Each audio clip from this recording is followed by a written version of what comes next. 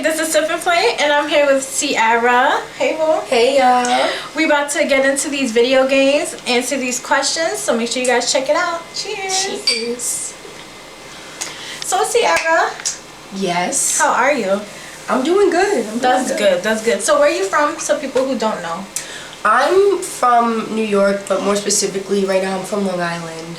Okay, okay. Yeah. You grew up out there? Yeah, I grew up all over. New York. I moved around a lot, but for the most part, I was in Long Island. I was in Florida for a little while too, but I was in Long Island for the most part. You like Florida? No. No? I hate Florida. What you didn't like about it? I only been there once. I have a long list. And I lived in a nice place. I lived in Orlando, so I really liked... So there's 3 things you don't like about Florida. It's called the Sunshine State, but it rains every other day. Yeah. And I mean, every 20 minutes there's showers for like 10 minutes, and then it stops, and then it goes on, and then it stops. And because of that, the air is so heavy. We're going to number 2 right now. The air is so heavy that you're like, and you're breathing vapors in the air, and you can't do anything because the humidity is just crazy. Forget about straightening your hair. If you're half black, if you're black, forget about it, because it's just not happening. Yes. And every freaking year, there's a hurricane. It's Hurricane Central. Then you got bugs, you know, flying cockroaches, and they're like, oh, they're water bugs. They're not water bugs. I have lived in New York, like I said, and y'all know what the cockroaches is like. We know about cockroaches. That's a flying cockroach, y'all. And I'm already at 4, so I'm just gonna stop. Floridians, I love you. Floridians. But not for me. I'll be in New York. And what's your nationality? I am mixed, so okay. I'm black, I'm Native American, Cheyenne, Blackfoot, and I'm Italian. I'm Siciliano and Napolitano. Oh, nice. Would you ever visit Italy? Oh yeah, I was supposed to, and then the pandemic hit. But I'll still be going. I have family there that I would like to actually meet up with. Okay, okay. Yeah, because my nonna came straight from Italy. Oh, okay. And my mom is just Italian. Oh, okay, so okay. Yeah, what's your favorite Italian dish you like to eat? Wow. Top 3. Okay. Since it's a lot. Yeah, top 3. Yeah, I like chicken parmigiana. I like that too. Yeah, I like anything with gnocchi in it. Anything fra diavolo or arrabbiata. Like I love like when they do like frutti di mare. Yeah, like that? Which is it's like when you throw a bunch of different fish like clams, mussels, scallops, and you'll throw it in a marinara. Oh, okay. And you know, sometimes they make it arrabbiata, which is like spicy. Okay. Or, you know, so I've done before, yeah. It's delicious. Yeah. That's like one of my favorite things because I'm like big on fish. We're big on fish in Italy. Like we have like a whole around Christmas. We have like a whole feast. It's La Festa dei Sette Pesci, and it's the Feast of the 7 Fishes. So we eat it all. Oh, and primarily, that sounds delicious. It's delicious. Yes. And our diet consists 70% of just fish. So I eat fish a lot. Oh. My grandma used to make, like we used to go crabbing, bring it home. She would make crabs, fresh, yeah. like sauce with the crabs. It was delicious. And then I like a lot of desserts and like bread that we make. Like I love to make the strudel. What's your favorite dessert? It's up there with sfogliatelle and strudel. Yeah, strudel is really good when it's freshly made. What is it? They're like little pieces of dough that like sweet bread. We pinch them into like little, like tiny little balls, and we drop them in oil and we fry them. You take them out and we glaze them like they're coated in honey. Like we just give them a honey bath. Oh, okay. And then we put sprinkles all over them, and like we actually make them for Easter a lot. Oh, okay, okay. So that's one of my favorite things. And then I like cannolis, but they don't make them the right way in America. Yeah. There's too much chocolate chip. In Queens, I probably had one good cannoli, but it was like a long time ago. Yeah, it's hard to get that. And then there's like small little things that we do that are just snacks that are like very reminiscent of me, like that I love. Like we use, like when squash is made, it blooms a flower, and Italians, we take the flour, we bread it, and we eat it, and we fry it. So like there's stuff like that, or like when we take the pizza dough, we'll spread it out, and we would call it like a guinea pancake, and we'd put it and we'd fry it on the stovetop, and then we add sugar on it, and we'd eat that. Okay. So it's just like certain customs that I'm used to that I really love. That's fire. That's good to know. I didn't know you guys had that much like customs and stuff. Yeah, The there's food. there's definitely a lot Yeah. of things that we do, and there's like when we eat in Italy, it's a whole big affair. There's like 4 courses. Like Yeah. we eat an appetizer first, then we eat a salad, then we come by. We have Yeah. intermiso like in the. Oh, so you can eat. You love to eat. Yeah. Yeah, we love to cook, and in Italy, and like they do in a lot Yeah. of European countries, there's a siesta every day. So every day the shops close and everybody closes. You go home in the middle of the day and everybody makes a big meal. Oh, and we okay. eat and we take Yeah. a nap. That's Yeah. the best thing, you know? Eat it, take a nap. That's the best. So what do you do for people who don't know? Like, what do you do? I model and I'm a writer. I'm trying to be a full-time writer and trying to be contracted and traditionally published. Okay. Like a publishing house. Okay, so what made you want to get into writing? I was born. I mean, it was just honestly crazy. Yeah, it's like literally, I don't know, I feel like everyone knows who Stephen King is, but if you, he did a book and it's called On Writing, and it's like half a memoir and half a tutorial on how to teach, you know, young writers how to, you know, perfect their craft. Yeah. And he says it in his memoir. He says, writers are not made. Like, they're just born. So he even went further to explain. He said, if you're a mediocre writer, you could, you know, brush up your skills, but you'll always be a mediocre writer. You'll never become a great. You'll never become a poet. Like some people You'll never just become a Agatha Christie. You'll never become, you know, King, Kuntz, Rowling, Lovecraft. You'll never become, because our brains are just made a certain way. And it's funny because he makes a story, and I think, like, I relate to that story with Lisi's story, because it's like we all go to the same fountain to drink. And I feel like we visit this fountain of creativity in our minds, like in our worlds. We all go there and we drink from the same fountain, and it's like the way we perceive it is the way we output like our writing to the world. And then it's like another thing, like the way like my expressions, like the way I'm so detailed and descriptive, and just it's weird. Like, a lot of people have been like, I've never heard that before. It's just like a very weird. It's the first time I heard that, but my perspective on things. Yeah, but it's like basically some people are born to do it and some people aren't. Basically. Yeah, and it's one of those hard crafts. You gotta put a lot in it. And I mean, I read my first adult novel at 4. I was 4. At 4? And it was The Secret Garden. Yeah, it was a pretty advanced book. So it was Secret Garden. So yeah, The Secret Garden is about a little girl whose family dies. So, you know, she's sent to India to live with another family to be brought up, and she's a little stubborn and nasty. But it was a pretty good story. And that itself, when I read it, I didn't know like a lot of the words. I didn't know a lot. Yeah. And I was just bored, and I don't know what made me want to pick up a book instead of saying, I want to watch a video game, I want to do this. But I was always into the arts, reading, writing, singing, dancing. I started dance at 4. I was dancing for so. It was just another way for me to express myself, and it was also a way for me to like pick up a book, and I can leave this crazy world I'm in. Yeah. And because I was the only child, and it was a little hectic, so I would pick up the book, and it was like, boom, I'm in this crazy place, you know, and I loved it. Different worlds. And then it also taught me, it was like, what does this mean? So I learned deductive reasoning, I learned critical thinking, I learned like abstract thinking, like, so all of that developed my thought process, it developed my verbal skills, it developed my vocabulary. And I don't know, I had fun doing it. I enjoyed doing it. It was very like immersive while I was doing it. It was very, I was engaged, I was fully engaged, and I don't know, it made me hungry. And so now, when I sit down and I write my own stuff, I mean, sometimes I go back and I'm like, who the hell wrote that? I didn't write that. This is amazing. Like, and I enjoy it. You know, so that's how. So, have you written any books?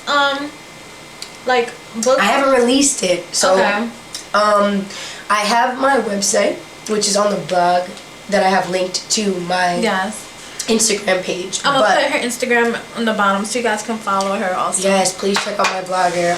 It has like a bunch of like previews for the novel series that I want to like debut. That, since it's gonna be traditionally contracted, is gonna be a long way down the line. But I have something that I'm working on, KDP, which is like a little bit of a long process, but it's called Dead Weight. It's a historical fiction and it's a novella.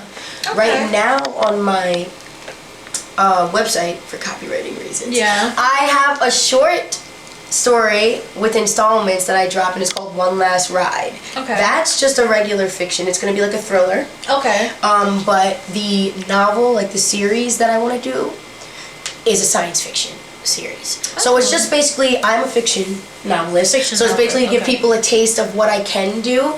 I'm working right now with Fiverr. I want to get my own website set up, because basically I'm very about dropping stuff for free and then people taking my stuff. Yeah. So basically, stealing your idea and all that. Yes, yeah. I'm gonna do like a tier subscription thing on my website. I'm gonna upgrade my blogger, so stay tuned for that. Even though you can check it out now for free, and for like like $4.99, I'm gonna offer. I've been getting into narrations for companies like We Read and We Hear and stuff, and I'm gonna offer my own narrations that like I make my own productions for people that are like too lazy to like read and stuff, like so that they can also check out my stuff, and I don't feel like I'm wasting all my time, and I can get and also I'm gonna copyright that. I'm gonna copyright the website, so everything will be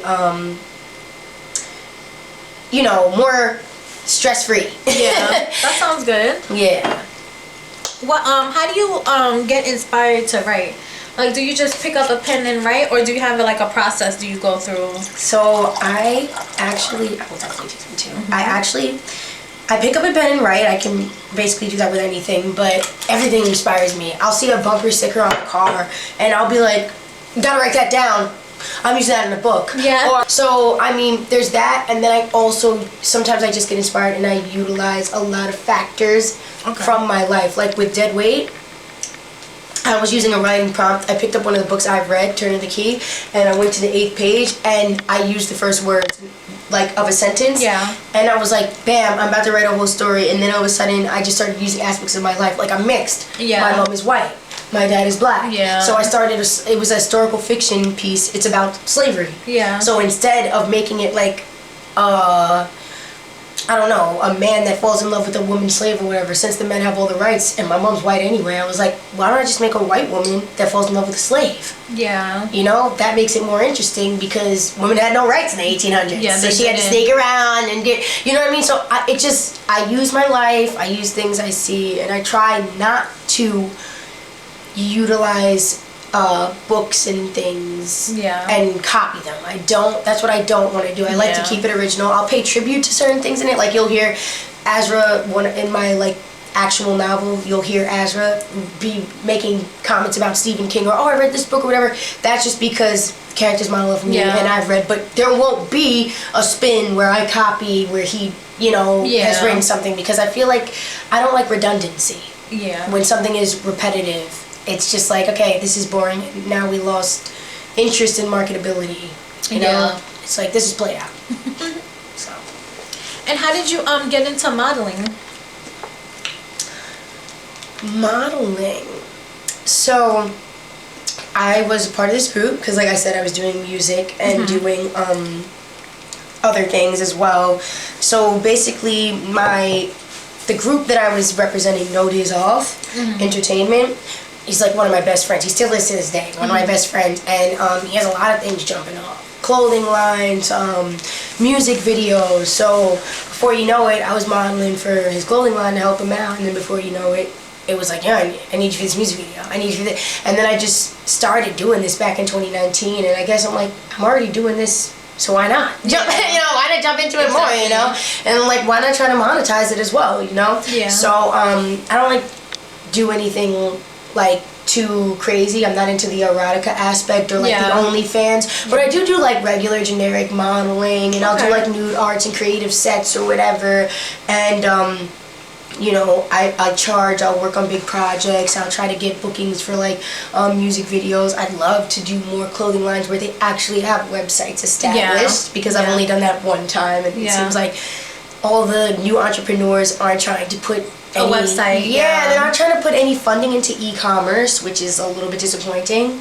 But I just started getting into it by the music videos and the clothing lines, and then one thing led to another. And now, I also do boudoir bookings. So what's that?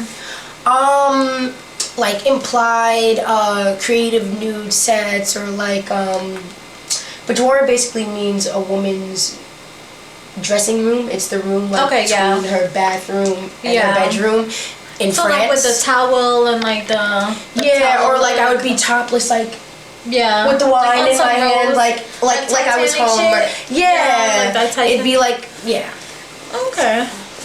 So that's what I basically do. It's just that, and basically what I figured is if I'm able to brand myself, because think about it, we're in an e-commerce environment now. Yeah, it is. If I'm able to brand myself, I can also better brand any products that I put out, which means that if I have a big message with this, with these books and with my writing, I can call attention to myself and my brand if I am the brand myself, So I figured everything starts with me, so I might as well start and try to make myself a little more diverse and a little more versatile.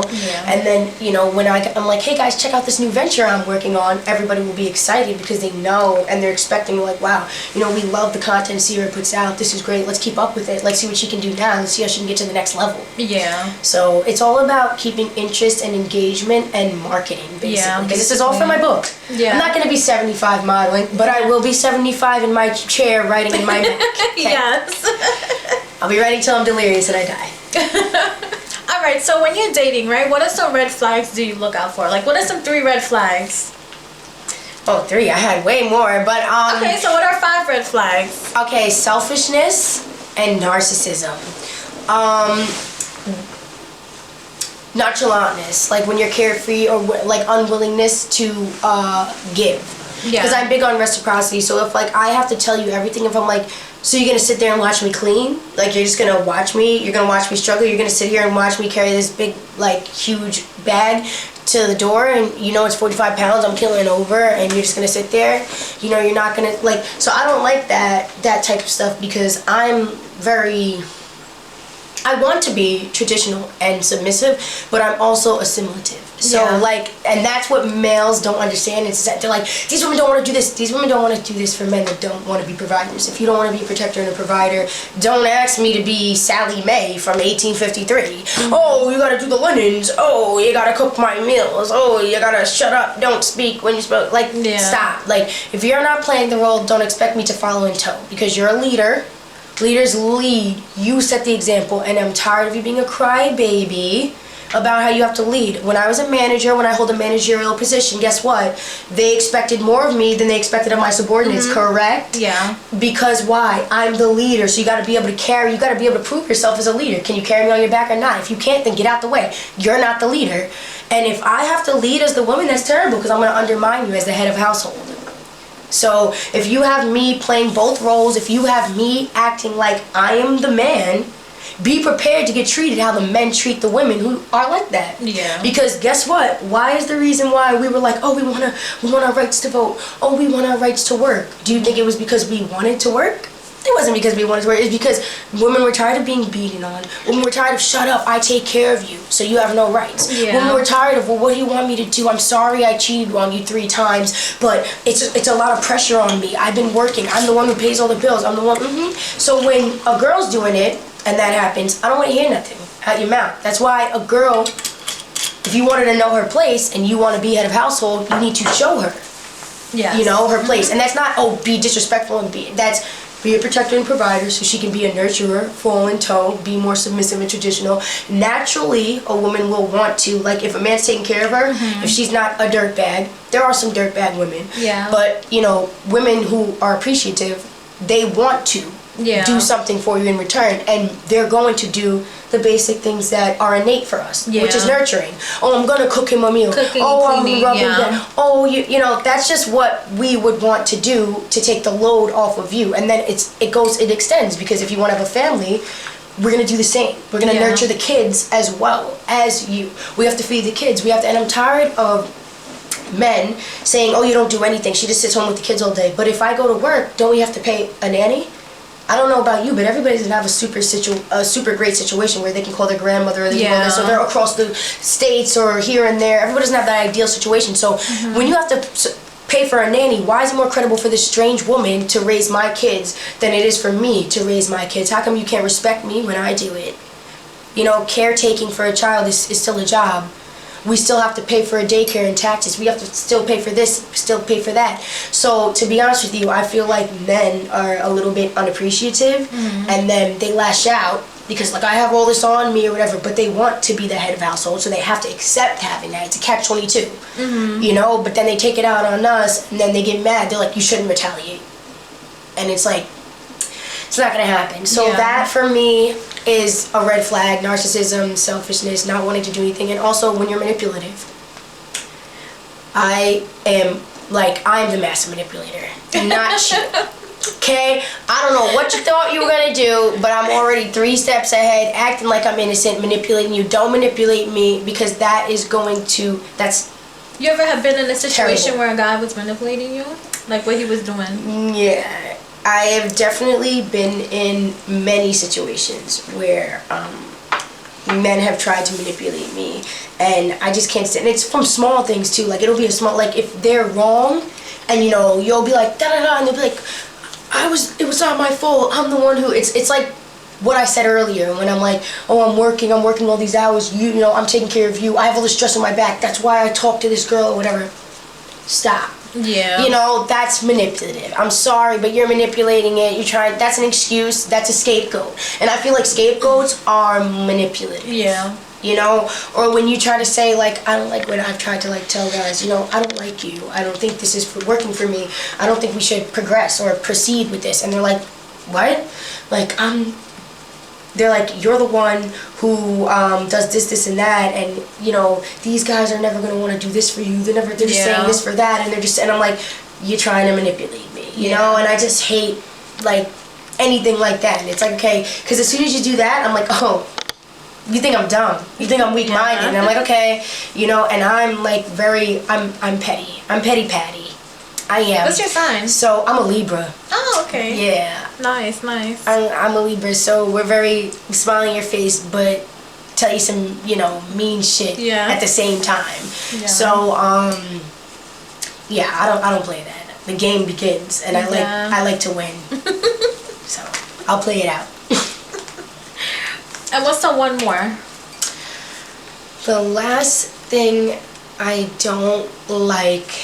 Okay, this has nothing to do with like red flags in the actual relationship, but I feel like I don't like a man that doesn't have any ambition for himself. Not like for us, like not like, you know, I actually hate when there's a guy that doesn't have any ambition and then I come along and he's like, for us, I'm gonna do all of this. No. I want you to do stuff for yourself. Yeah. I want to walk in and you're like, oh, I got these goals. I want to do this. I want to do that because I know I'm gonna be. You should think, you should think I'm the shit. Don't rely on other people, you know, because even if we do have something great, something could happen to me. Don't let your life fall apart, you know. Yeah. Or what if we have kids in a tragic accident? I need to make sure that you're not one of those dads that winds up dying of a heart attack 5 weeks later or hanging yourself in the bed or overdosing. You gotta be not doing stuff for me. You gotta do stuff for yourself. So I really like, and I think that shows a good provider and a good caretaker when you see their ambitions. And also too, when you're a leader, like it's like being a team leader. Like I said, I bring it back to I've only held managerial positions besides working for myself as a subcontractor. So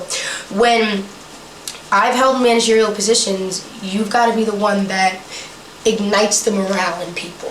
So if my man ain't ambitious, what happens when you gotta motivate them? Yeah, and some girls aren't. You know, some girls are like, oh, I'll just do what everybody's doing. And then we just sit here, we're eating fast food every day. We're not, doing anything. And it's like, because you're following and lead with your man, you know, and you don't want to do, and that's not okay. You know, you don't want to date a girl that just follows in your lead. You want to date somebody that pushes you. But the point is, you do want a woman to be submissive to a certain point and know when she has to be like, okay, I'll let you make this decision. You know. Yeah. And you don't want to set a bad example by not doing anything. Yeah, that is so yeah. Oh shit, that's yeah. So that would be basically my third red flag, and that'd be a red flag for them. Yeah, that too. You know, just in general, like I'm like, you shouldn't date no one with no ambition, like. For themselves. Should be doing something, at least, to help themselves. And girls, don't take that guy that just wants to do stuff for you, because it might seem great in the beginning. I know girls are like, what, girl, stop, he got a job, and now he's taking me out. No, because he doesn't have his own confidence, and he doesn't have his own ambition. that will only last so long. Like, the well will bleed dry. Yeah. So, own ambition for themselves, love them, and want them to care about themselves. That's all I can say. And if you don't, you're a red flag too. Sorry. You're a not walking sorry. red flag. Like, but I had fun. Thank you for coming. I had yes, so it much was so nice fun. to meet you, girl. Make sure you guys check out her Instagram. I'm gonna put it on and the my bottom. blogger. Yes, check out her books. Check out her blog. It's in her bio too. Yes. And thanks for watching. Yes, thanks, guys. Have a good night.